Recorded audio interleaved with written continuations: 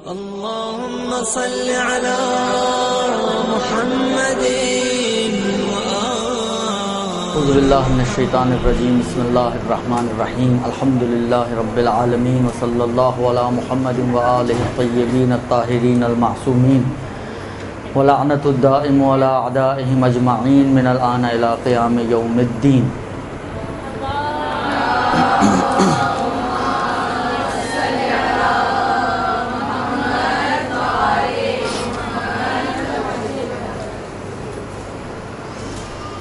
سب سے پہلے تو آپ سب کی خدمت میں بالخصوص امام زمانہ عجل اللہ فرج الشریف اور تمام مراجع اعظام کی خدمت میں بی بی کی شہادت کی تسلیت پیش کرتے ہیں، اور اس دعا کے ساتھ کہ انشاءاللہ العزیز بی بی کی عنایات اور بی بی کی نظر کرم ہم پر اور اس محفل پر ہوگی انشاءاللہ.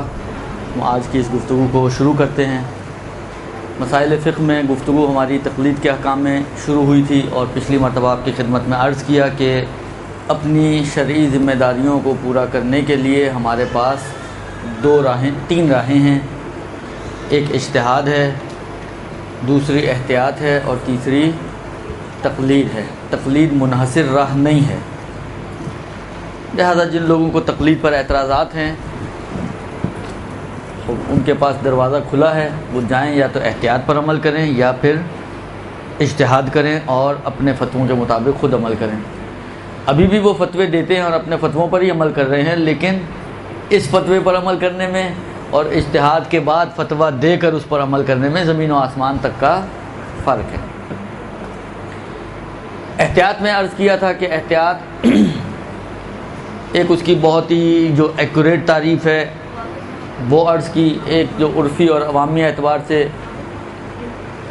جو کہی جا سکتی ہے یا کی جا سکتی ہے وہ بیان کی، اور یہ بھی عرض کیا کہ احتیاط کے نتیجے میں ایک عمل کو چند مرتبہ انجام دینا پڑے اور تکرار کرنی پڑے تب بھی احتیاط جائز ہے. آج کا جو پہلا مسئلہ ہے وہ یہ ہے کہ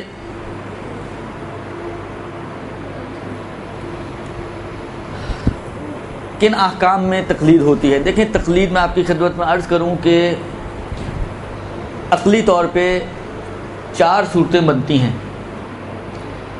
ایک عالم کی طرف رجوع کرنا. تقلید کا مطلب ہے غیر کی طرف رجوع کرنا. تو یہ غیر کی طرف جو رجوع کر رہا ہے، مثلا فرض کریں میں ایک غیر کی طرف رجوع کروں، یہ ہے تقلید. میرا غیر کی طرف رجوع کرنا یہ 4 حالتوں سے خالی نہیں ہے، یعنی 4 میں سے کوئی ایک صورتحال بنتی ہے. یا تو میں بھی مجتہد ہوں، میں بھی عالم ہوں، سامنے والا بھی عالم ہے. ایک جاننے والے کے کی طرف رجوع کرنا، ایک اس کا بالکل اپوزٹ کہ نہ جاننے والے کی طرف رجوع کرے. درست. اور 2 صورتیں ان دونوں کو آپ مکس کریں گی تو بنے گی کہ جاننے والا نہ جاننے کی طرف رجوع کرے اور نہ جاننے والا جاننے والے کی طرف رجوع کرے. سمجھ میں آ رہی ہیں 4 صورتیں؟ جب بناؤں آپ کے لیے 4 صورتیں. تقلید کا جو معنی ہے وہ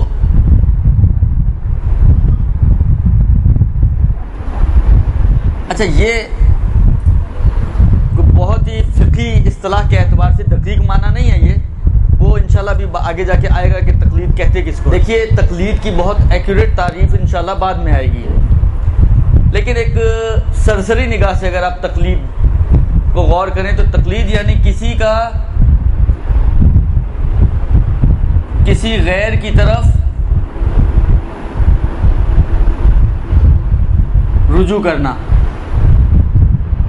میں ڈاکٹر کی طرف جاتا ہوں، یہ بھی تقلید ہے، اس کی باتوں کو مانتا ہوں، صحیح نا. تو میرا غیر کی طرف رجوع کرنا، بس ایک شخص یہ ہے اور کسی غیر دوسرا شخص یہ. تو 2 افراد ہیں، ٹھیک ہے نا. اب عقلی طور پہ 4 صورتیں بن سکتی ہیں. یا تو یہ دونوں عالم ہیں، یہ بھی عالم، تو ہو جائے گا نتیجہ کیا؟ عالم کی طرف رجوع کرنا. ایک دوسری صورت یہ کہ نہیں دونوں عالم نہیں ہیں بلکہ دونوں جاہل ہیں، تو دوسری اس کی بالکل برعکس بن جائے گی، جس کو میں چوتھی لکھ رہا ہوں البتہ ابھی، جاہل کی طرف رجوع کرنا۔ دو صورتیں اس کے درمیان میں بنتی ہیں جو ان دونوں کو ملا کر، یہ عالم یہ جاہل، یہ عالم یہ جاہل، ٹھیک ہے نا؟ تو رجوع کرنے والا عالم، مثلا عالم کا جاہل کی طرف رجوع کرنا اور جاہل کا عالم کی طرف رجوع کرنا۔ پانچویں کوئی بنتی ہے صورت؟ کوئی بنا سکتا ہے کسی میں ہمت حوصلہ؟ چلیں ایک ہفتہ دیتا ہوں، آپ سوچ کے آئیے گا کہ پانچویں کوئی صورت بنتی ہے یا نہیں بنتی، ٹھیک ہے؟ سوچئے گا، ابھی تقلیداً نہ کہیں کہ نہیں بنتی، سوچئے گا کہ بنتی ہے یا نہیں بنتی۔ اچھا، ان میں سے اصل جو ہماری فقہ میں جو جس تقلید کی ہم بات کرتے ہیں وہ کون سی صورت ہے؟ چاروں صورتیں اس تقلید میں شامل ہیں یا بعض صورتیں شامل ہیں؟ اگر بعض ہیں تو کون سی بعض؟ کچھ سمجھ نہیں آیا مجھے بھائی۔ ایک اور تین شامل ہیں، ایک اور تین شامل ہیں، ایک اور تین شامل ہیں، اور دو شامل ہے یا شامل نہیں ہے؟ دو پہ کتنے ووٹ ہیں شامل ہونے میں؟ چاروں شامل ہیں، چاروں شامل، یعنی وہ تقلید جو ہم فقہ میں بحث کرتے ہیں اس کے اندر چاروں شامل ہیں۔ وہ ایک ان کے نزدیک ایک شامل ہے، صرف تیسری والی۔ دیکھیں، عالم کا عالم کی طرف رجوع کرنا ایک نامعقول عمل ہے، اس لیے کہ جب میں جانتا ہوں تو میں کیوں رجوع کروں کسی کی طرف؟ درجات ہوتے ہیں، لیکن دیکھیں ابھی اگر ہم فقہ میں تطبیق کریں گے تو عالم سے مراد مجتہد، یہ بھی مجتہد ہے یہ بھی مجتہد ہے، درست؟ عالم یعنی مجتہد، مجتہد پہ حرام ہے تقلید، اسی لیے حرام ہے کہ جب میں خود جانتا ہوں۔ دیکھیں، اجتہاد کا مطلب یہ ہے کہ میں نے حکم شرعی کو دلیل سے اخذ کیا ہے، قرآن و سنت سے، یعنی میرے پاس دلیل موجود ہے کہ مثلا اگر 3 اور 4 کا شک ہو جائے تو 4 پہ بنا رکھی جائے اور 1 رکعت نماز احتیاط پڑھی جائے۔ اس کے مقابل میں ایک دوسرا مجتہد کہتا ہے کہ 3 پہ بنا رکھیں اور 1 رکعت اور پڑھ کے ختم کر دیں۔ تو میں اپنے حساب سے اگر مجھ سے آپ پوچھیں تو میں کہوں گا وہ غلط کہہ رہے ہیں۔ میں ایک مجتہد، وہ بھی ایک مجتہد، ایک فتویٰ میرا ایک فتویٰ اس کا، ٹھیک ہے؟ اگر میرے خیال میں وہ صحیح کہہ رہا ہے تو پھر میں کیوں اس فتوے پہ اٹکا ہوا ہوں؟ میں اگر اس فتوے پہ اٹکا ہوا ہوں اس کا مطلب یہ کہ میرے اپنے اعتبار سے اگر میرے دل سے آپ پوچھیں تو میں تو صحیح ہوں، وہ غلط ہے، کیونکہ دونوں تو صحیح نہیں ہو سکتے نا، یہ تو طے شدہ امر ہے کہ دونوں صحیح تو نہیں ہو سکتے۔ یعنی واقعے میں یہ بھی لکھا ہو کہ وہ شخص جس کو 3-4 کا شک ہو جائے وہ 4 پہ بنا رکھے اور 1 رکعت نماز احتیاط پڑھے، اور واقعے میں یہ بھی لکھا ہوا ہو کہ جس کو 3 اور 4 کا شک ہو جائے وہ 3 پہ بنا رکھے اور 1 رکعت اور پڑھ کے نماز ختم کر دے، کوئی نماز احتیاط نہیں پڑھنی۔ دونوں چیزیں واقعے میں لکھی ہوں، یہ اصلاً محال ہے، درست؟ اس لیے کہ اس کا مطلب یہ ہے کہ جہل لازم آتا ہے اور بہت ساری خرابیاں لازم آتی ہیں علم خدا کے اعتبار سے۔ بس واقعے میں کوئی ایک چیز لکھی ہے یا یہ، مجھ سے اگر آپ پوچھیں گی تو میں کہوں گا کہ بھائی میں نے جن دلیلوں سے نتیجہ نکالا ہے میرے حساب سے تو واقعے پہ یہ لکھا ہے، لہذا وہ جو کہہ رہے ہیں وہ غلط کہہ رہے ہیں۔ اب میں جو اپنے آپ کو مجتہد سمجھ رہا ہوں اور صحیح سمجھ رہا ہوں، عقل مجھے کیسے اجازت دے گی کہ میں ایک ایسے کے پیچھے چل پڑوں کہ جو میرے اپنے اعتبار سے غلط ہے؟ اصلا معقول نہیں ہے۔ اچھا، یہ میں آپ کو یہ بھی عرض کر دوں کہ تقلید جہاں پر ہمارے پاس ادلہ نقلیہ اور روایات و آیات سے بعض فقہا نے بعض چیزوں سے ثابت کرنے کی کوشش کی ہے، اصل اور اہم دلیل اس کی وہی دلیل عقل ہے کہ عقل انسان کو کہتی ہے کہ جو کام تم نہیں جانتے کسی ایسے سے پوچھ لو، اور بنا عقلاء یعنی تمام عقلاء عالم کی عملی سیرت اسی پر قائم ہے کہ وہ تمام اپنے امور میں صرف فقہ نہیں، اپنے باقی اور دنیاوی امور میں بھی حتیٰ ایسوں کی طرف جاتے ہیں، جیسے میں نے ڈاکٹر کی مثال دی، یا مثلا فرض کریں آپ کو گھر بنانا ہے تو آپ نائی کے پاس تو نہیں جائیں گے آپ اپنے سلون چلی جائیں کہ میں نقشہ بنوا کے لاتی ہوں صبر کرو، اور وہاں جا کے اس کو بولیں جی مجھے ایک نقشہ بنا دو، کہیں گے اس کا میرے سے کیا تعلق ہے بھائی؟ اگر آپ کو نقشہ بنانا ہے تو آپ کسی آرکیٹیکچر کے پاس جائیں۔ لہٰذا ہر شخص جو کام خود نہیں کر سکتا اور خود نہیں جانتا وہ ان کاموں میں ایسوں کی طرف جاتا ہے کہ جو جاننے والے ہوتے ہیں، درست؟ لہٰذا اصل دلیل اس کے اوپر جو قائم کرتے ہیں فقہا وہ عقلی دلیل قائم کرتے ہیں، اور عقل یہ اجازت قطعاً اجازت نہیں دیتی کہ آپ اپنے آپ کو صحیح سمجھ رہے ہیں، اس کے باوجود کہ آپ اپنے آپ کو صحیح سمجھ رہے ہیں آپ پیچھے چلیں اس کے کہ جس کو آپ غلط سمجھ رہے ہیں۔ لہذا یہ نامعقول صورت ہے، ہو ہی نہیں سکتی۔ چوتھی صورت تو پر واضح ہے کہ یہ بھی نامعقول صورت ہے، اس لیے کہ اندھا اندھے کو تو راستہ نہیں دکھا سکتا۔ لہذا جو خود نہیں جانتا وہ کسی ایسے کو کیسے گائیڈ کر سکتا ہے؟ البتہ یہ اور بات ہے کہ ہمارے معاشرے میں تو چل ہی یہی رہا ہے، ہمارے معاشرے میں ہر شخص فن خان، جتنا مرضی اس کو، چاہے اس کی فیلڈ ہو چاہے اس کی فیلڈ نہ ہو، چاہے اس سے لنک ہو چاہے اس سے لنک نہ ہو، بلوا لو وہ بولے گا۔ لیکن عقلی معیار پہ اگر آپ آئیں تو یہ بھی نامعقول چیز ہے کہ ایک شخص جو خود نہیں جانتا وہ کسی ایسے کی طرف جائے کہ جو خود نہ جانتا ہو۔ نہ جاننے والا ایک نہ جاننے کے پاس جائے گا، 0+0 کیا ہوگا؟ وہ 0 ہی رہے گا، کوئی واقع تک تو نہیں انسان پہنچ جائے گا۔ لہذا یہ بھی نامعقول صورت ہے۔ جاہل کا عالم کی طرف جانا اور عالم کا جاہل کی طرف جانا، جاہل عالم کا جاہل کی طرف جانا یہ تو اس سے بھی بدتر حالت ہے۔ ایک شخص جو جانتا ہے، ایک آنکھوں والا ایک اندھے سے راستہ پوچھے تو یہ سب سے بدتر حالت بن سکتی ہے۔ لہذا یہ بھی نامعقول ہے۔ تو آخری ایک ہی صورت بچتی ہے، یہی اصل میں یہ تقلید ہے کہ ایک جاہل ایک جاننے والے کی طرف رجوع کرے۔ یہاں تک بات آئی؟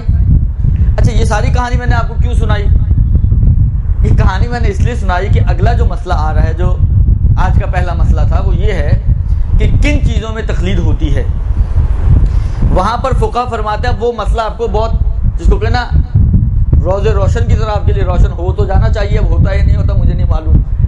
کہتے ہیں کہ جی ضروریات دین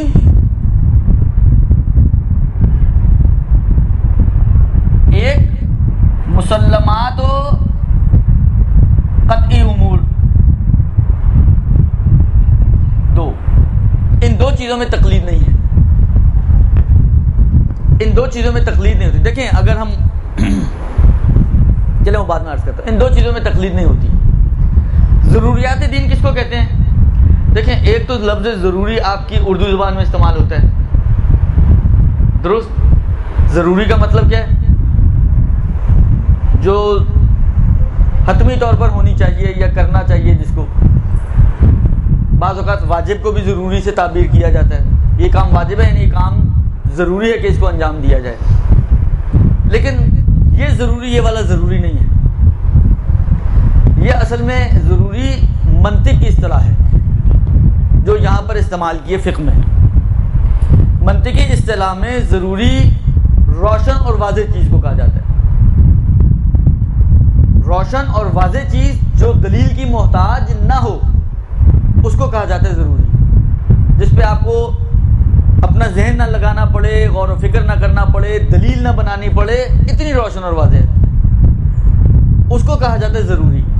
ضروریات دین یعنی دین کے احکام کا وہ حصہ کہ جو کسی دلیل کا محتاج نہیں، سب کے لیے روشن ہے، کسی ایک فرقے نے بھی اس میں اختلاف نہیں کیا۔ نماز واجب ہے، کون سا فرقہ جو نہیں مانتا؟ مسلمان سب مانتے ہیں۔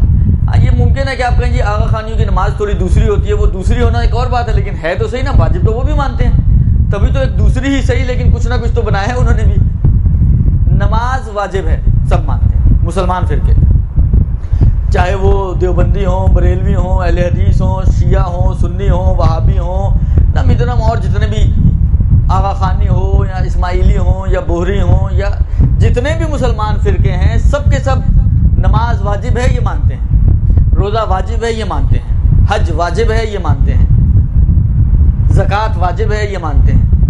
خمس، اصل وجوب خمس کن کن چیزوں پر ہے وہ اختلافات ہو سکتے ہیں، لیکن خمس نام کی ایک چیز شریعت نے واجب قرار دی ہے یہ مانتے ہیں۔ حجاب نام کی ایک چیز شریعت نے واجب قرار دی ہے یہ مانتے ہیں، جھوٹ حرام ہے، غیبت حرام ہے، کسی کو نقصان پہنچانا حرام ہے، کسی کی توہین کرنا حرام، یہ ساری وہ چیزیں ہیں جو جس کو کہ آپ روشن اور واضح ہیں دین کے اندر، کہ ایک اندھا انسان بھی ہوگا تو وہ یہ سمجھتا ہے کہ یہ چیزیں اسلام کا حصہ ہیں اور اسلام نے ان چیزوں کو کرنے یا نہ کرنے کا حکم دیا ہے۔ ان کو کہتے ہیں ضروریات دین۔ ابھی کیا کہا تھا کہ تقلید نام ہے جاہل کا عالم کی طرف رجوع کرنا، تو یہ وہ چیز ہے کہ جس کو ہر شخص جانتا ہے۔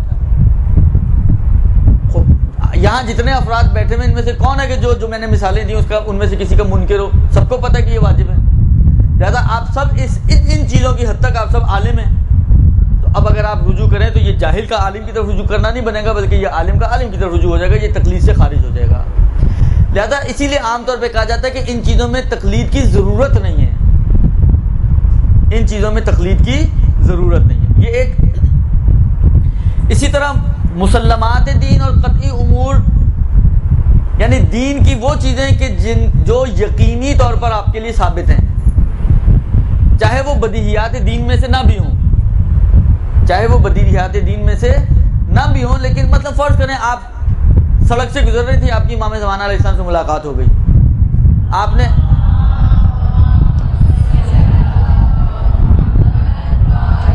امام سے پوچھا فوراً جلدی جلدی مولا ایک مسئلہ بتا دیں، یہ بتائیں کہ کیا عورت کے لیے چہرہ چھپانا واجب ہے حجاب میں یا نہیں؟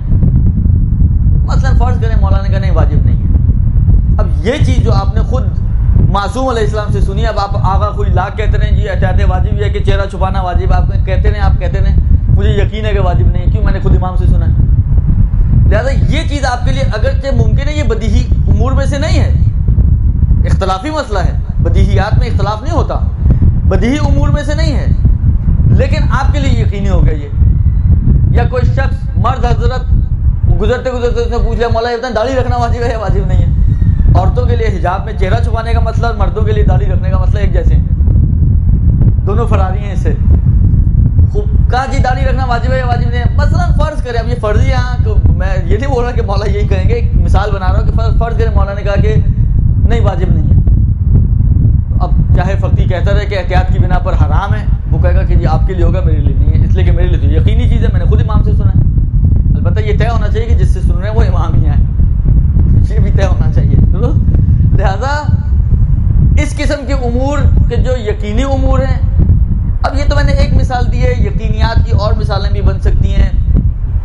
آپ لوگوں نے شاید علم حدیث بھی تھوڑا سا پڑھا ہے، مجھے لگتا ہے آپ نے شاید سنا ہو، ایک خبر کی قسم ہے خبر متواتر۔ اس میں شرط تواتر میں شرط یہ ہے کہ ہر لیول پہ، ہر گروہ میں، ہر طبقے میں اتنے راوی ہوں کہ جن کا عام طور پر احتمال نہ دیتے ہوں کہ یہ جھوٹ کے لیے بیٹھے ہوں گے، کوئی پلاننگ کرنے بیٹھے ہوں گے، اس کو کہتے ہیں خبر متواتر۔ مطلب فرض کریں آپ یہاں سے بھی باہر نکلی تھی، ایک سڑک سے جاتا ہوا بندے نے آپ کو خبر دی کہ بھئی آپ روڈ پہ نہ نکلے، فائرنگ ہو رہی ہے، آپ جانتی بھی نہیں کون ہے، دوسرا آیا اس نے بھی خبر دی، تیسرا آیا اس نے بھی خبر دی، جب 15 آدمی آپ کو خبر دیں گے تو جرت ہوگی آپ میں نکلنے کی روڈ پہ، حالانکہ ان 15 میں سے کسی ایک کو بھی آپ نہ جانتی ہوں، وثاقت تو بہت دور کی بات ہے۔ اصلا برعکس آپ کو پتہ ہے کہ ان میں سے 10 تو جھوٹے ہی ہیں، اس کے باوجود جب سب ایک ہی بات کر رہے ہیں اور امکان نہیں ہے کہ اس نے کوئی پلاننگ کی ہو آپ کو ڈرانے کی، تو یہ کہلاتی ہے خبر متواتر۔ خبر متواتر خود یقین آور ہے۔ یہ یقینیات کی ایک مثال یہ بھی ہو سکتی ہے کہ کسی مسئلے کے اوپر خبر متواتر قائم ہو گئی، مثلا فرض کریں اب فروعات میں ایسا کوئی مسئلہ میرے ذہن میں اس وقت نہیں، اب مثال ہی بنانی پڑے گی ایک، مثلا فرض کریں کہ خبر متواتر قائم ہو گئی اس بات کے اوپر کہ صلاۃ الجمعۃ واجبۃ، نماز جمعہ واجب ہے مثلا، تو اب یہ یقینی ہو جائے گا، یہ یقینی مسئلہ ہو جائے گا خبر متواتر کی وجہ سے۔ خلاصہ یہ کہ جہاں پر آپ کو یقین ہے یا جو ضروریات دین میں سے ان میں تقلید کی ضرورت نہیں ہے، کیونکہ تقلید ہوتا ہے ایک جاہل کا عالم کی طرف رجوع کرنا، وہاں پر آپ خود مثلا علماء میں سے ہیں، جاننے والیوں میں سے ہیں، لہذا اصلا موضوع تقلید ہی وہاں پر وجود میں نہیں آتا۔ ان دو کو چھوڑ کے ضروریات دین، مسلمات و قطعی امور کو چھوڑ کر باقی جتنے بھی احکام شرعی ہیں فرعی، دیکھیں احکام کی دو قسمیں کی جاتی ہیں. دیکھیں ایک تقسیم ہم کر سکتے ہیں مثلا احکام یا اصول دین ہیں یا فروع دین ہیں. ٹھیک ہے جی. اچھا فروع دین میں ضروریات دین، قطعی امور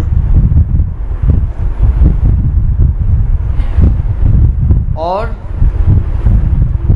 ان دو کے علاوہ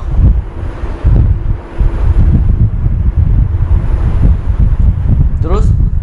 اصول دین میں تمام کے تمام، اس کے اندر آپ کو یقین کی شرط ہے. اب مسائل اختلافی ہیں یہاں پر. مثلا آغا خوئی فرماتے تھے کہ دلیل سے یقین حاصل کریں. اچھا دلیل کے لیے ضروری نہیں کہ آپ کے پاس کوئی بہت ہی لمبا چوڑا برہان ہو کہ جو آپ کے ہضمی بھی نہ ہوا ہو، بدہضمی والا برہان آپ کے پاس ہو جو آپ کی خود سمجھ میں نہ آ رہا ہو. چھوٹی چھوٹی دلیلیں جو امیر المومنین کے کلمات میں بھی بعض اوقات آپ کو مل جائیں گی کہ قدموں کے نشان کسی چلنے والے کی وجود کی گواہی دیتے ہیں، یا مثلا فرض کریں کہ کسی حیوان کی گوبر پڑی ہوئی ہو تو یہ دلالت کرتا ہے کہ یہاں سے کوئی حیوان گزرا ہے. درست. یا وہ چرخہ کاٹنے والے کے ایک بڑھیا جو ہے چرخہ کاٹ رہی تھی، اس نے کہا جب اتنا سا چرخہ میرے چلائے بغیر نہیں چل سکتے تو اتنی بڑی کائنات اس نظم کے ساتھ کیسے بغیر چلانے والے کے چل سکتی ہے. چھوٹی سی چھوٹی دلیل بھی ہو تو کافی ہے. آغا خوئی کا نظریہ یہ تھا کہ یہ اصول دین کو دلیل سے سمجھنا ہے. یعنی اگر کوئی شخص بغیر دلیل کے سمجھتے تو وہ گویا اپنے وظیفے شرعی میں کوتاہی کر رہے ہیں. امام خمینی کہتے تھے نہیں یقین کافی ہے. آغا سیستانی نے بھی دلیل کی بات کی ہے، لیکن اگر کوئی دلیل نہیں بھی کرتا اور یقین ہے اس کو لیکن دلیل نہ بھی ہو اس کے پاس تو وہ مسلمان ہے اور اسلام کے احکام اس کے اوپر جاری ہیں. تو ان میں بھی تقلید نہیں ہے، کیونکہ تقلید ہمیشہ یاد رکھیں تقلید، اب یہ بھی ایک جملہ ہے بس یہ بٹھا لیں ذہن میں، تقلید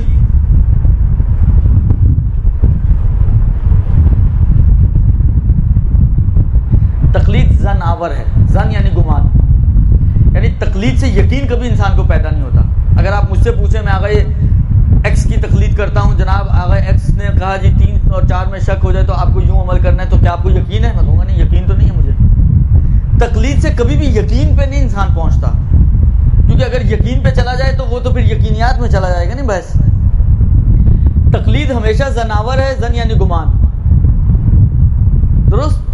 اور اس کے اندر ہمیں یقین کی ضرورت ہے، لہذا یہاں پہ تقلید نہیں چل سکتی کیونکہ تقلید سے یقین حاصل نہیں ہوتا. اس وجہ سے اصول دین میں تقلید نہیں ہے. ضروریات دین اور قطعی امور ان میں بھی کیونکہ آپ کو یقین ہے، آپ جانتے ہیں، نہیں آپ کو یقین ہے کہ نماز واجب ہے، روزہ واجب ہے، جھوٹ حرام ہے، غیبت حرام ہے، شراب حرام ہے، ان ساری چیزوں کا، لہذا ان میں بھی تقلید نہیں ہے. ان کے علاوہ جتنے بھی فرعی احکام بنتے ہیں ان میں جو نہ ضروریات دین میں سے ہوں، نہ قطعی امور میں سے ہوں اور نہ ہی اصول دین ہیں، یہ باقی جتنے بھی احکام ہیں ان سب میں آپ کے پاس 3 آپشن ہیں: اجتہاد، احتیاط اور تقلید.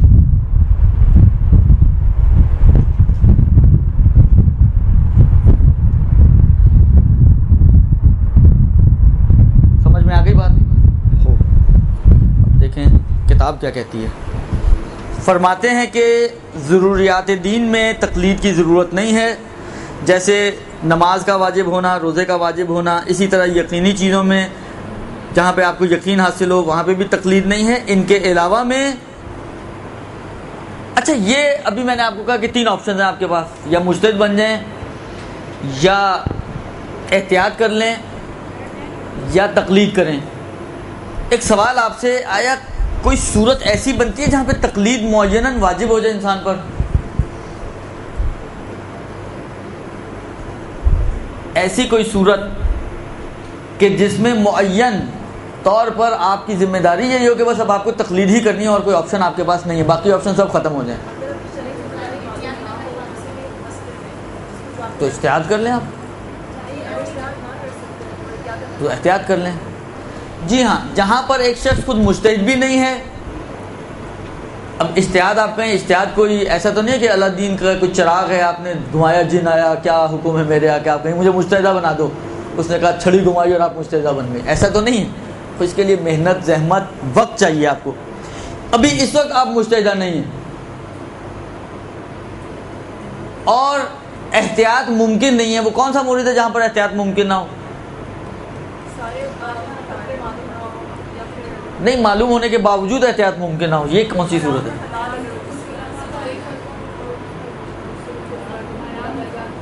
ہاں، واجب اور حرام میں جب امر دائر ہو جائے.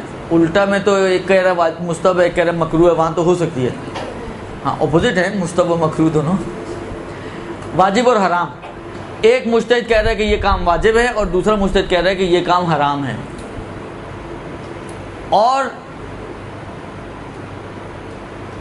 مثلا فرض کریں کہ کافر کی میت کو دفن کرنا، ایک مجتہد سے پوچھے کہ یہ بھی بہرحال جس طرح باقیوں کی میت کو دفن کرنا واجب ہے، کافر کی میت کو بھی دفن کرنا واجب ہے. ایک دوسرے کا فتویٰ یہاں پر یہ کہ نہیں، دفن کرنا حرام ہے.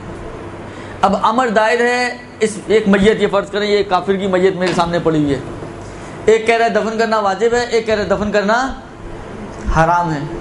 اب میں یہ تو نہیں کر سکتا کہ آدھی دفن کر دوں اور آدھی اٹھ کے آ جاؤں، وہ میں نے اس پہ بھی عمل کر لیا، میں نے اس پہ بھی عمل کر لیا. اس لیے کہ دفن جب تک پوری نہیں ہوگی تو دفن کہلائے گا نہیں. آدھی گاڑ دینے سے وہ دفن تو نہیں بنے گا. لہذا یہ ایسا مورد ہے جب بھی امر دائر ہو جائے اور صورتحال ایسی بن جائے کہ ایک واجب کہہ رہا ہے اور ایک حرام، تو یہ وہ مورد ہوتا ہے کہ جہاں پر احتیاط اب ممکن نہیں ہے. اب یہاں پر آپ کو فیصلہ کرنا پڑے گا اپنی تقدیر کا، اور تقلید کرنی ہی پڑے گی. بس یہ تین آپشن وہاں پر ہے کہ جہاں پر یہ والی صورتحال نہ ہو کہ تقلید آپ پر واجب ہو جائے. جن موارد میں تقلید واجب ہے وہاں تو واجب ہے ہی ہے، لیکن جہاں پر واجب نہیں ہے تو ان صورتوں میں آپ کے پاس یہ تین آپشنز کھلے ہوئے ہیں، جس پہ بھی آپ عمل کرنا چاہیں آپ عمل کر سکتی ہیں.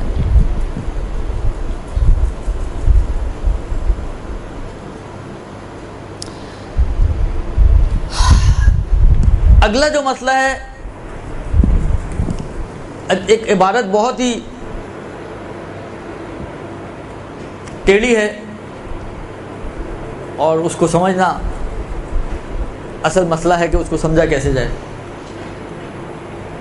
تقریباً آغا خوئی، امام خمینی، آغا سیستانی، آغا وحید، آغا فاضل، آغا ثانوی، الا ماشاء اللہ، یعنی یہ وہ مسئلہ ہے شاید میرے خیال میں تقریباً سب مجتہدین نے یہ جملہ لکھا ہے. اور وہ جملہ یہ ہے کہ عمل العامی، عربی جملہ یہ ہے کہ عمل العامی بلا تقلید ولا احتیاط باطل. عامی کہتے ہیں اس شخص کو کہ جو خود مجتہد نہ ہو، یعنی عوام سمجھ لیں آپ، آسان ترجمہ اس کا میں کر رہا ہوں.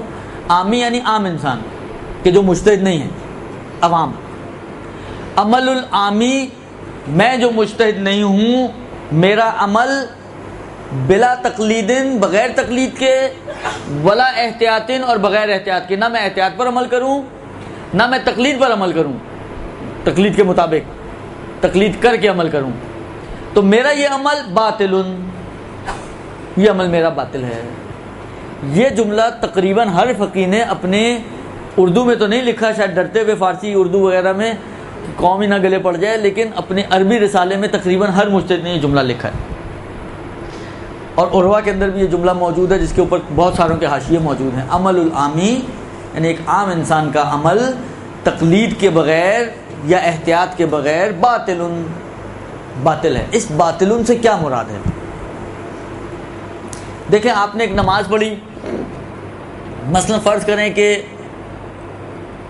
رکوع بھول کر آگے بڑھ گئیں، نماز کے بعد آپ کو خیال آیا، آپ نے فون کیا مولانا کو کہ مولانا صاحب میں نے نماز تو پڑھ لی ہے ظہر کی، لیکن میں پہلی رکعت کا رکوع بھول گئی تھی، اب یاد آ رہا ہے کہ میں نے رکوع نہیں کیا تھا، تو میری نماز کا کیا حکم ہے؟ وہ کہتے ہیں جی باطل ہے.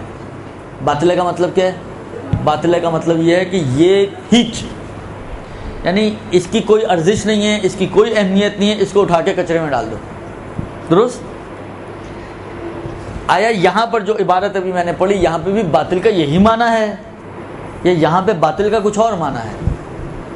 عبارت سے یا بعض میں نے کہا نا کہ بعض علماء بھی بہرحال جو عمل ترجمہ کرتے ہیں وہ اسی طرح ترجمہ کرتے ہیں کہ باطل کا یہی والا معنی کرتے ہیں کہ یہ عمل آپ کا بیکار اس سینس میں کہ اصلا ہیچ ہے، کچرا ہے، اٹھا کے ڈسٹ بن میں ڈال دو. لیکن فقہا کہتے ہیں کہ یہاں پر یہ والا معنی مراد نہیں ہے باطل ان کا. اب کیا مراد ہے؟ دیکھیں مجھے کہا گیا تھوڑی گہرائی سے ان کو پڑھائی جائے تقلید. اب مجھے نہیں معلوم آپ لوگوں کی کتنی سمجھ میں آتی ہے یا نہیں آتی ہے. نہیں آ رہی سمجھ میں؟ نہیں آ رہی؟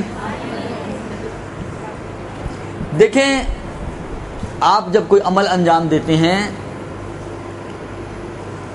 اور اگر آپ نے کسی عالم دین سے سوال کیا کہ میں نے اس طریقے سے عمل انجام، مثلا فرض کریں روزہ ہے، نماز ہے، نماز کی ایک میں نے مثال دی. مثلا روزہ، فرض کریں آپ نے روزہ رکھا لیکن اذان کے بعد آپ کھاتی رہیں، آپ کو پتہ ہی نہیں چلا اذان ہو گئی، بعد میں پتہ چلا کہ اذان ہو چکی تھی یا فجر ہو چکی تھی.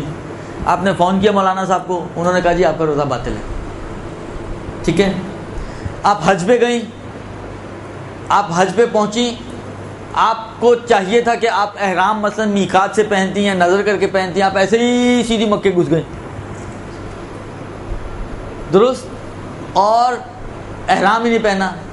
احرام کے بعد جب حج کے احرام کی باری آئی، اس کی بڑی کہانیاں ہوتی ہیں، آپ یہ مت سمجھے گا کون ایسا کرتا ہوگا، یہ بہت کچھ ہوتا ہے.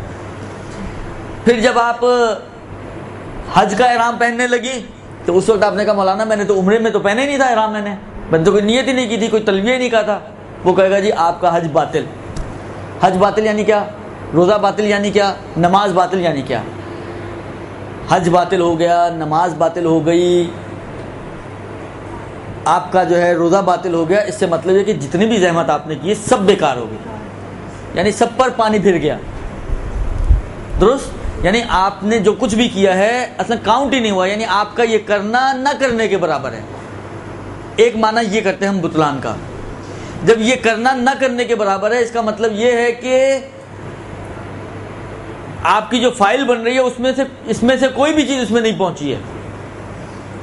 یعنی آپ نے پورا مہینہ اسی طرح روزے رکھے ہوں تو سال بعد جب آپ خدا کی بارگاہ میں پہنچیں، آپ نے دیکھا آپ کی تو بہت ہی کلین اینڈ ٹائڈی آپ کا رپورٹ کارڈ ہے. آپ نے کہا خدایا اس میں کچھ بھی نہیں کیا گیا. نے کہا جی آپ جو روزے رکھ رہی تھی وہ باطل تھے، لہٰذا یہاں تو کچھ پہنچا ہی نہیں ہے. ایک شخص جو ہے اسی طرح جیسا مثلا، اب یہ مشکلات ان کی ہوتی ہیں، بعض لوگوں کے بارے میں ہم کہتے ہیں کہ جی ان کی نمازیں بیکار کا مطلب کیا؟ بغیر ولایت کے اگر کوئی شخص نماز پڑھتا ہے تو اس کا مطلب یہ ہے کہ جب وہ وہاں جائے گا اس کو بالکل کلین اینڈ ٹائڈی ایک فائل دی جائے گی جس کے اندر پیپر تو ہیں مگر سارے کے سارے سفید، حتیٰ بیچارے کو صفائی کے بھی 5 نمبر نہیں ملے. درست. اس کا مطلب یہ باطل ہونے کا مطلب یہ کہ کچھ پہنچا ہی نہیں وہاں پر. اصلا کچھ ہوتا تو کچھ پہنچتا نا، جو کیا تم نے وہ کچھ بنا ہی نہیں، جب بنا ہی نہیں تو پہنچا بھی نہیں. ایک معنی یہ ہے بطلان کا. یہ جو فقہا نے کہا کہ عمل العامی بلا تقلید ولا احتیاط باطل، آیا اس کا بھی مطلب یہی ہے کہ وہاں کچھ پہنچا ہی نہیں، یا اس سے ان کی کچھ اور مراد ہے؟ اب اس کو روک کے میں پہلے ایک اور سرکھپائی کرنا چاہ رہا ہوں، دیکھیں وہ کتنے کی سمجھ میں آتی ہے. دیکھیں ایک شریعت میں ایک قانون ہے، اور وہ قانون یہ ہے کہ اگر آپ کو اس بات کا یقین ہے کہ خدا نے آپ کی کوئی ذمہ داری رکھی ہے، آپ کی گردن پہ کچھ ڈالا ہے، تو جب تک اس کے اترنے کا یقین نہ ہو جائے آپ اپنے آپ کو بری ذمہ نہیں سمجھ سکتی. بری ذمہ ہونے کے لیے اس کے اترنے کا یقین ہونا چاہیے آپ کو. درست. مثلا فرض کریں خدا نے آپ کی گردن پر رمضان کے 30 روزے رکھے، اور خدا نے بتایا کہ روزہ یہ ہے، یہاں سے شروع ہوگا یوں ختم ہوگا، یہ چیزیں آپ نے پرہیز کرنی ہیں. جب آپ نے اپنے پوری احتیاط کے ساتھ اور ایمانداری کے ساتھ اس پورے ٹائم پیریڈ میں ان ساری چیزوں سے اپنے آپ کو بچایا اور 30 دن گزار لیے اسی حالت میں، تو اب آپ کو یقین ہوا یا نہیں ہوا کہ جو میری گردن پر آیا تھا وہ میں نے اتار دیا؟ یقیناً انسان کو یقین ہو جائے گا کہ جو یعنی جیسا خدا نے کہا ہے آپ نے بے عینہ ہی ویسا کر لیا. تو جب آپ نے بے عینہ ہی ویسا کر لیا تو پھر کیوں نہ اترے آپ کی گردن سے؟ یعنی کوئی ایلفی لگا کے تو خدا نے نہیں چپکایا تھا ہماری گردن پہ کہ آپ جو کچھ کرتی رہیں گے وہ اترنا ہی نہیں ہے گردن سے، بس چپک گیا تو چپک گیا، ایسا تو نہیں ہے. ایک ذمہ داری آپ کی دی گئی ہے، مثلا فرض کریں میں آپ کی ذمہ داری لگاتا ہوں کہ یہ لے لیں نیچے جا کے ڈاکٹر صاحب کو دے دیجیے گا، آپ نے اٹھایا اور جا کے بڑی احتیاط سے ڈاکٹر صاحب کے حوالے کر دیا، اتر گئی یا نہیں اتری؟ یعنی اب اترنے کے لیے کوئی سینگ نہیں نکلے گا کہ جیسے ہی اترے گی تو آپ کے سینگ نکل آئیں گے، پتہ چل جائے گا کہ ہاں جی آپ نے اپنی ذمہ داری پوری کر لی. جس طرح وہ پینوکیو کی ناک نہیں لمبی ہو جاتی جھوٹ بولنے پر، ایسی کوئی کہانی نہیں ہوگی.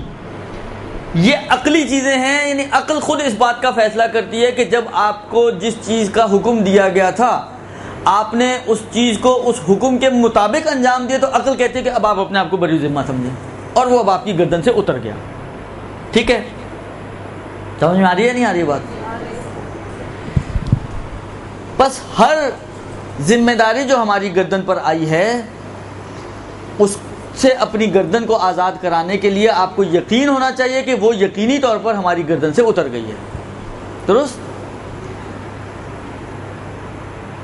فرض کریں کہ ایک ذمہ داری میری گردن پر آئی، مثلا جس طرح خمس کے باب میں جو فقہا کہتے ہیں وہ اسی باب سے وارد ہوتے ہیں، کہتے ہیں کہ عالم کو دی جائے. کیوں عالم کو دی جائے بھائی؟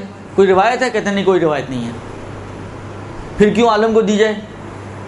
کہتے ہیں اس کی وجہ یہ ہے کہ امکان ہے اس بات کا کہ پروردگار عالم نے اس خمس کو قبول کرنے کے لیے ایک چینل بنایا ہو، اور وہ چینل یہ ہو کہ آپ اس کو عالم کے تھرو تصرف کریں اس مال میں.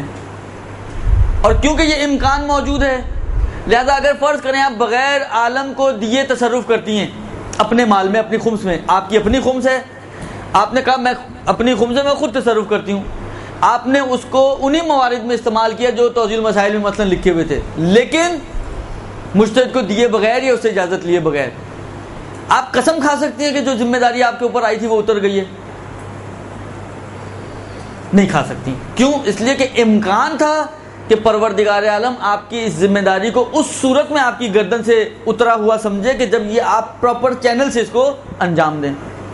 کیونکہ یہ امکان تھا لہذا اگر آپ نے وہ پراپر چینل نہیں اپنایا تو آپ کا نفس ہی مطمئن نہیں ہوگا، کیونکہ آپ کو لگے گا کہ شاید ابھی ایک کمی رہ گئی ہے. مثلا امکان ہو، فرض کریں کہ امکان ہو کہ نماز میں اذان و اقامت بھی واجب ہو، امکان، صرف امکان، اور آپ نے ایک نماز پڑھی ہے جس میں اذان و اقامت نہیں دی، تو کیا آپ کا نفس مطمئن ہو جائے گا کہ آپ کی گردن پہ جو ذمہ داری آئی تھی وہ اتر گئی ہے؟ کبھی بھی مطمئن نہیں ہوگا. اس لیے کہ امکان ہے کہ خدا نے جو نماز ہماری گردن پہ ڈالی تھی وہ والی نماز ہو جو اذان و اقامت کے ساتھ ہو، اور میں نے نماز اذان و اقامت کے ساتھ نہیں پڑھی ہے. اب ایک عرفی اور عوامی مثال جو عام طور پہ ہمارے کتابوں میں دی جاتی ہے، مثلا فرض کریں آپ کسی حکیم کے پاس گئیں کسی علاج کے لیے، اس نے کہا جی آپ کے لیے ایک معجون بنے گی اور اس معجون میں مثلا 10 اجزاء پڑیں گے. آپ کو 9 اجزاء مل گئے، آپ نے وہ جمع کر کے مکس کر لیے، 10واں ملا نہیں فرض کریں، یا مل رہا تھا مہنگا تھا، آپ نے کہا چلو اتنا مہنگا کون لیتا، چھوڑ دو، باقی 9 تو جمع ہو ہی گئے ہیں. لہذا آپ نے اسی 9 اجزاء والی معجون کو استعمال کرنا شروع کر دیا. تو امکان ہے اس بات کا یا نہیں کہ جو علاج وہ چاہ رہا تھا ہو جائے آپ کا وہ نہ ہو پائے؟ کیونکہ عین ممکن ہے کہ اس ایک جز کا ایک بڑا دخل ہو اس کے اندر، یا اگر بڑا دخل نہ ہو تو باقی جز اجزاء جتنا ہی ایک دخالت اس کی بھی ہو. لہذا جب وہ نہیں آئے گا تو عین ممکن ہے آپ اپنی بیماری سے صحت یاب نہ ہو سکیں. ہاں اگر آپ یقیناً چاہتے ہیں کہ صحت یاب ہو جائیں تو آپ کو وہ 10واں جز بھی لانا پڑے گا اس میں، اور جب 10 جز لانے کے بعد آپ اس معجون کو استعمال کریں گی تو یہاں پر اب آپ کو اطمینان ہو جائے گا کہ جو میری ذمہ داری تھی وہ میں نے پوری کر لی ہے. سمجھ میں آ گئی بات؟ اب یہاں پہ بھی مسئلہ یہی ہے، یہ کہتے ہیں کہ اگر آپ نے ایک عمل انجام دیا ہے جس میں احتیاط بھی نہیں کی اور تقلید کے بغیر انجام دیا ہے تو یہ عمل باطل ہے. باطل ہے کا مطلب کیا ہے؟ باطل ہے کا مطلب یہ نہیں ہے کہ بیکار ہے اور کچھ بھی نہیں ہے. باطل ہے سے مراد یہ ہے کہ یہ عمل، یعنی اس عمل کو آپ اطاعت کے مرحلے میں کافی نہیں سمجھ سکتے. یعنی آپ اس عمل کے ذریعے یہ نہیں سمجھ سکتے کہ آپ کی ذمہ داری اتر گئی ہوگی. یہ عمل کہ جو بغیر احتیاط یا بغیر تقلید کے کیا گیا ہے آپ کی ذمہ داری کو آپ کی گردن سے اتارنے کے لیے کافی نہیں ہے. باطل ہے کا یہ معنی ہے، یعنی یہ ذمہ داری اتارنے کی صلاحیت نہیں رکھتا. یہ ذمہ داری اتارنے کے لیے کافی نہیں ہے. مثلا فرض کریں آپ نے ایک نماز پڑھی ظہر اثر کی بغیر احتیاط و بغیر تقلید کے. خدا نے جیسے ہی ظہر کا وقت آیا شارع کی طرف سے ایک حکم آپ کی گردن پر آ گیا کہ ظہر اور اثر کی نماز پڑھو, جاؤ اٹھو جا کے ظہر اور اثر کی نماز پڑھو. آپ نے کہا اچھا, خدا نے کہا اٹھیے آپ جا کے آپ نے نماز پڑھ لی, مگر بغیر کسی احتیاط کے اور بغیر کسی تقلید کے, جیسے سمجھ میں آیا پڑھ لی آپ نے. درست.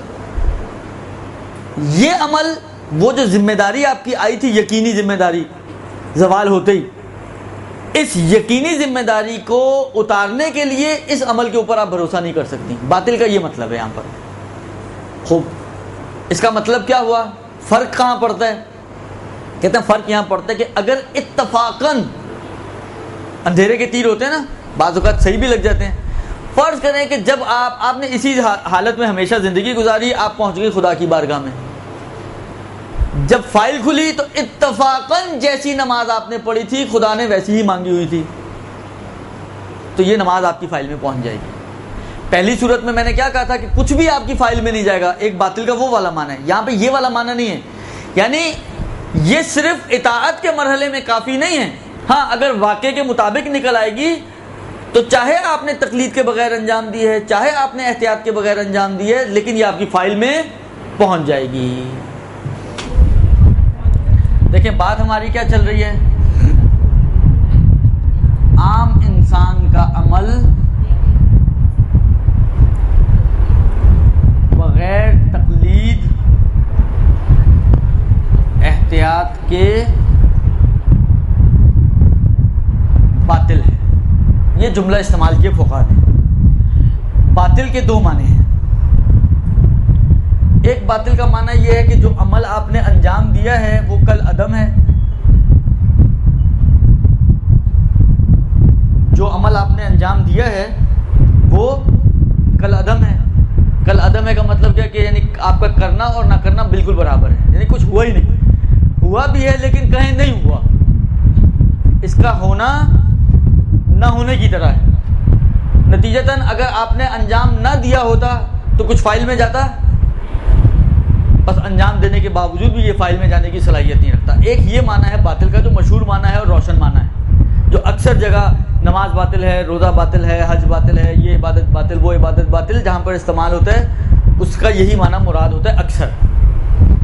لیکن اس پرٹیکولر مسئلے میں یہ والا معنی مراد نہیں ہے. باطل ہے یعنی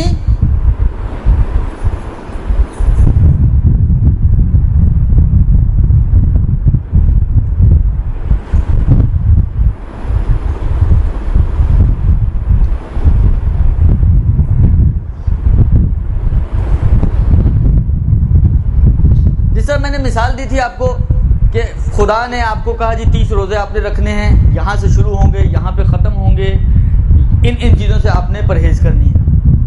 آپ نے جب عمل انجام دیا, روزہ رکھا, یہاں سے شروع کیا یہاں پہ ختم کیا, اور 9 چیزیں جو بیچ میں آئیں ان سب سے اپنے آپ کو بچایا. تو میں نے کیا کہا تھا کہ اب آپ کی عقل کہتی ہے کہ آپ مطمئن ہو جائیں. یعنی اب آپ کی عقل نہیں کہتی کہ ایک دفعہ اور احتیاطاً کر لو, نہیں, عقل کہے گی آپ ہو گیا کام, بس اب آپ چھوڑ دو. یعنی جو آپ نے عمل کیا یہ کافی ہے, اسی کے اوپر اکتفا کیا جا سکتا ہے. آپ نے گویا اطاعت پروردگار عالم انجام دے دی, یہ آپ کی عقل کہتی ہے. یہ جملہ اس عمل کے بارے میں عقل نہیں کہتی. بائن کہ آپ نے نماز کو انجام دیا ہے لیکن کیونکہ احتیاط بھی نہیں کی اور تقلید بھی نہیں کی, تو احتیاط اور تقلید کے بغیر جب آپ نے عمل کو انجام دیا تو عقل سے اگر آپ پوچھیں تو عقل کہے گی کہ دیکھو اس کو کافی نہ سمجھو. کیوں؟ اس لیے کہ امکان ہے اس بات کا کہ خدا کو آپ کی تقلید والی یا احتیاط والی نماز چاہیے ہو, اور آپ نے تقلید اور احتیاط کے بغیر انجام دیا. جو میں نے خود میں مسئلہ بیان کیا کہ امکان ہے کہ خدا چاہتا ہو کہ یہ ڈسٹریبیوشن عالم کے ذریعے سے ہو, اور اگر آپ بغیر عالم کے کریں گے تو کیونکہ ایک پاسبلٹی تو ہے, لہذا عقل کہتی ہے کہ اس تصرف کو کافی نہ سمجھو.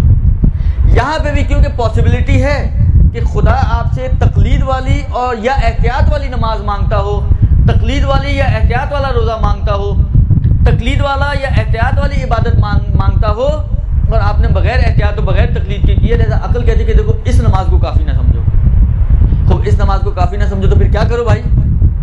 یا تو ایک نئی نماز پڑھو تقلید اور احتیاط کے ذریعے سے، تب کافی ہوگا، یا یہ کہ تمہیں کسی طریقے سے یہ اطمینان حاصل ہو جائے کہ یہ جو نماز آپ کی ہے یہ اس واقعے کے مطابق ہے، تو کافی ہو جائے گا تمہارے لیے۔ تمہارے لیے یہ کب کافی ہوگا؟ عقل کہتی ہے کہ دیکھو تم اس نماز کو کافی نہ سمجھو، یعنی کیا؟ یعنی ابھی بھی گویا تم یہی سمجھو کہ ابھی بھی تمہاری ذمہ داری پوری نہیں ہوئی۔ جب ذمہ داری پوری نہیں ہوئی تو اب کیا کرنا پڑے گا مجھے؟ یا تو ایک نئی نماز پڑھوں کہ جس وجہ سے پوری نہیں ہوئی تھی اس کا خیال رکھتے ہوئے، یعنی احتیاط کرتے ہوئے یا تقلید کرتے ہوئے۔ جب اگر احتیاط یا تقلید کرتے ہوئے میں نے پڑھ لی تو اب عقل کہے گی کہ ہاں جو کام تمہارے ذمہ لگایا گیا تھا اب وہ پورا ہو گیا، اب یہ نماز تمہارے لیے کافی ہو گئی، درست؟ لیکن دوسری صورت اس کی یہ ہے کہ میں اس صورت میں بھی اس نماز کو کافی سمجھ سکتا ہوں کہ جب کسی طرح مجھے یہ یقین ہو جائے کہ میری یہ والی نماز جو میں نے پڑھی ہے یہ واقعے میں جو لوح محفوظ پہ نماز لکھی ہوئی ہے بعین ہی اس کے ساتھ میچ کرتی ہے، اس میں اور اس میں کوئی کمی ہو جاتی نہیں ہے، اس میں اور اس میں کوئی کمی ہو جاتی نہیں ہے۔ اگر یہ ایک یقین یا اطمینان ہو جاتا ہے تب بھی تم اس نماز کو کافی سمجھ سکتے ہو، لیکن مشکل سب سے بڑی یہ ہے کہ واقعے کے مطابق ہونا یہ عام انسان نہیں سمجھ سکتا، معصوم ہو تو سمجھ سکتا ہے، لیکن میرے اور آپ کا بس کا نہیں ہے کہ میرا تو آپ کا لوح محفوظ تک احاطہ تو نہیں ہے، تو پھر مجھے کیسے پتہ چلے گا کہ یہ نماز میری لوح محفوظ کے مطابق ہے؟ ہاں ایک صورت ہے پتہ چلنے کی، اور وہ ہے کہ جب میں خدا کی بارگاہ میں پہنچوں گا اور وہاں دیکھوں گا نماز لکھی ہوئی اور پھر پڑھی ہوئی نماز کو جب دیکھوں گا کہوں گا لے بھائی مارے گئے، درست؟ کیوں مارے گئے؟ اس لیے کہ جو میں پڑھ کے آیا ہوں وہ تو ویسی نہیں ہے جو لکھی ہوئی ہے، یا جو لکھی ہوئی ہے وہ میں نے پڑھی نہیں ہے۔ لیکن اگر فرض کریں وہاں میں نے دیکھا کہ نماز لکھی تو ہوئی ہے اور جو میں نے پڑھی ہے بالکل میچ کر رہی ہیں، تو پھر میں کہوں گا کہ ہاں اب بچت ہو گئی میری، درست؟ بس اس کا مطلب وہ والا مطلب نہیں، یہ کل عدم نہیں ہے، یہ لٹکی ہوئی ہے گویا، یہاں پہ باطل ان کا مطلب ہے کہ یہ لٹکی ہوئی ہے۔ اگر کسی بھی طرح سے آپ کو یہ پتہ چل جائے کہ یہ واقعے کے مطابق ہے تب تو یہ کافی ہو جائے گی، لیکن اگر نہ پتہ چل سکے تو پھر کافی نہیں ہوگی۔ جی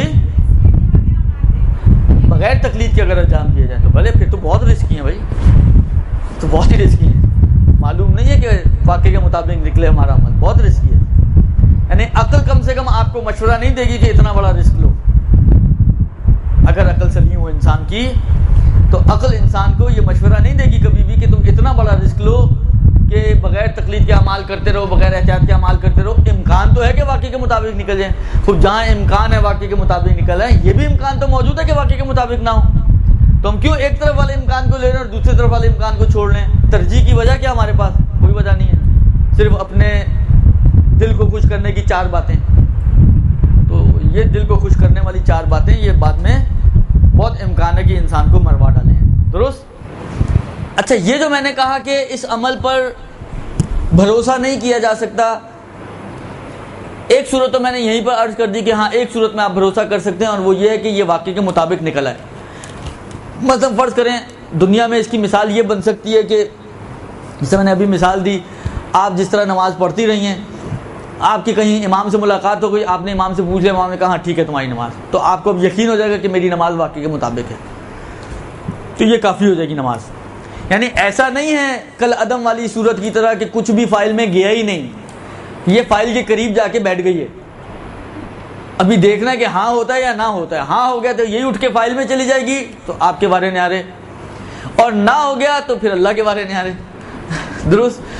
کچھ ایندھن اور مل جائے گا جہنم کے لیے، وقودها الناس والحجارہ۔ خلاصہ یہ کہ دیکھنا پڑے گا کہ صورتحال کیا بنتی ہے، اور وہ پھر میں نے عرض کیا نا کہ دنیا میں عام طور پر ہمارے پاس راہ جو ہے، ایک اور راہ انہوں نے بیان کی ہے وہ میں ابھی عرض کرتا ہوں، لیکن واقع تک پہنچنے والی راہ ہمارے لیے دنیاوی زندگی میں عام حالات میں میسر نہیں ہے۔ البتہ ایک صورت سے ہو سکتی ہے میسر، ہماری اپنی زندگیوں میں بھی، دنیاوی زندگی میں دنیاوی اعتبار سے ایک صورت اور بن سکتی ہے کہ یہ میسر ہو جائے، اور وہ یہ ہے کہ آپ البتہ اس میں تھوڑی سی گڑبڑ ہے، اس لیے خلاف فرض بن جائے گا۔ اچھا اس میں بھی پھر ایک اور اتفاق فرض کرنا پڑے گا، اور وہ یہ کہ مثلا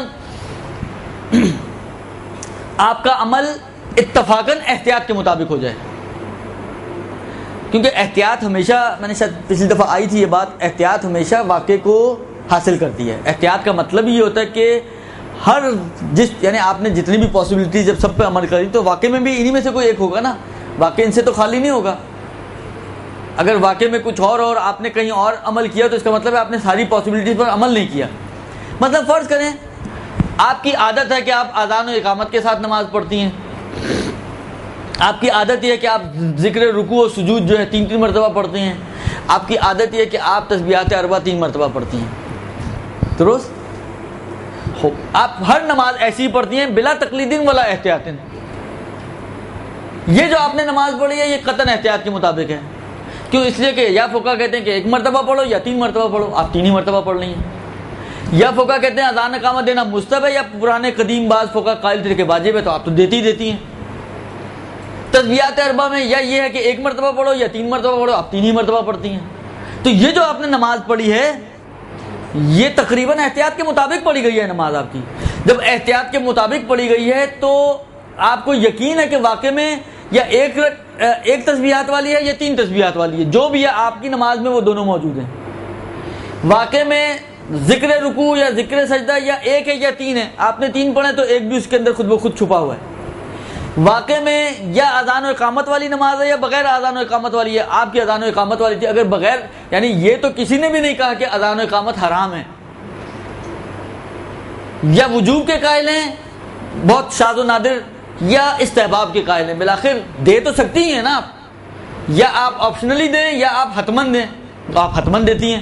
تو یہ جو نماز آپ نے پڑھی ہے اتفاقاً آپ نے تقلید کر کے نہیں پڑھی، تقلید سے آپ بہت اینٹی تقلید، آپ نے جو ہے کوئی احتیاط میں بھی آپ کے ذہن میں بھی نہیں ہے کہ احتیاط ہوتی کیا بھلا ہے، لیکن عادتاً آپ نے یہ نماز ایسی پڑھی ہے جو اتفاقاً احتیاط کے مطابق ہو گئی، اور احتیاط کے مطابق ہونے کے نتیجے میں واقعے کے مطابق ہو گئی، تو یہ والی آپ کی نماز قطعاً صحیح ہو جائے گی، درست؟ یعنی یہ فائل کے پاس جا کے نہیں بیٹھے گی، سیدھی فائل میں چلی جائے گی۔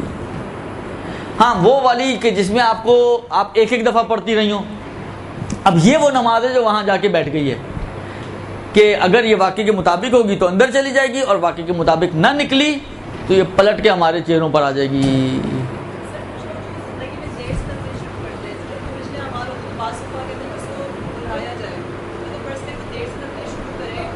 وہ مسئلہ آئے گا درست۔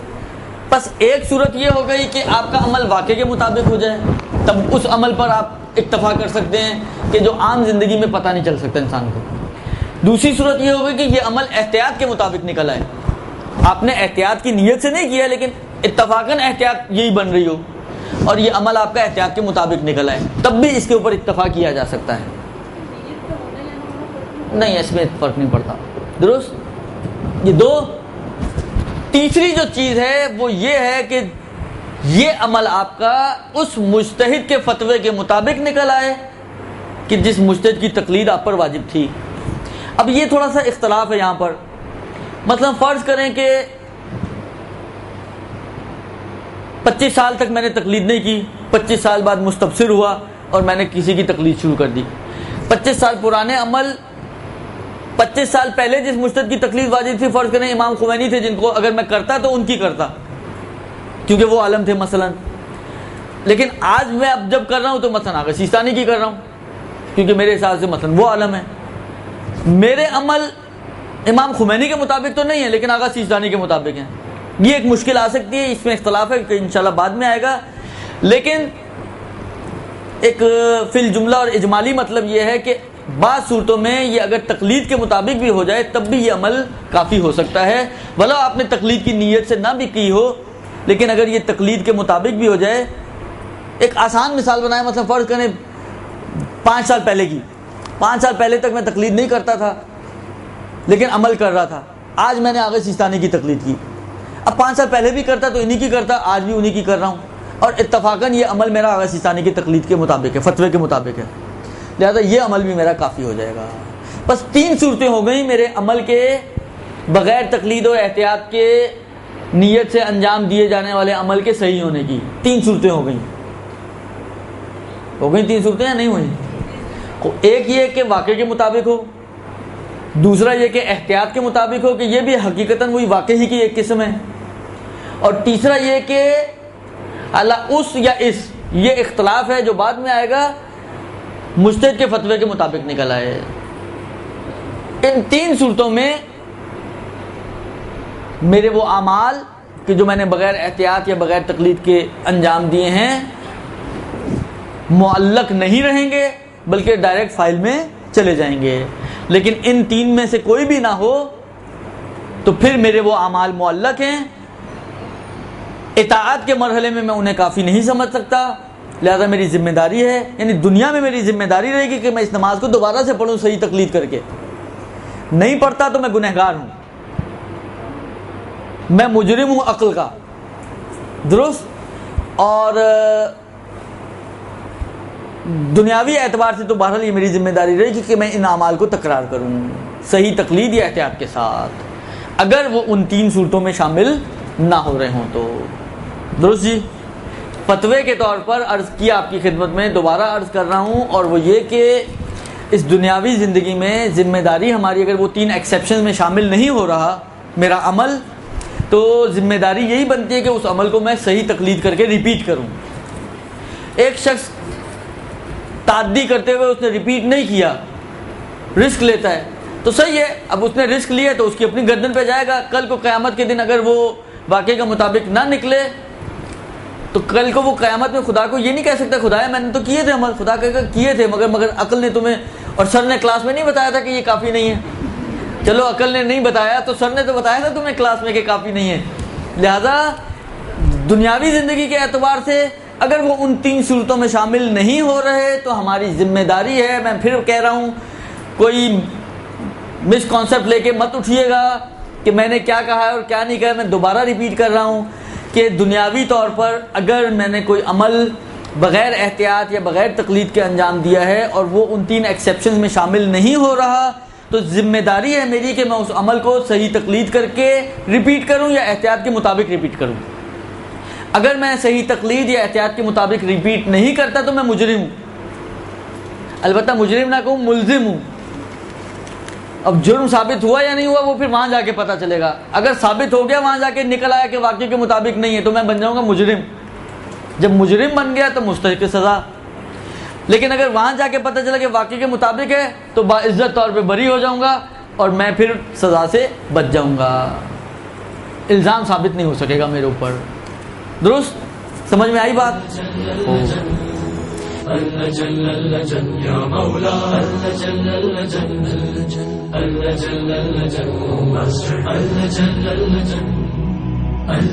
يا صاحب السماء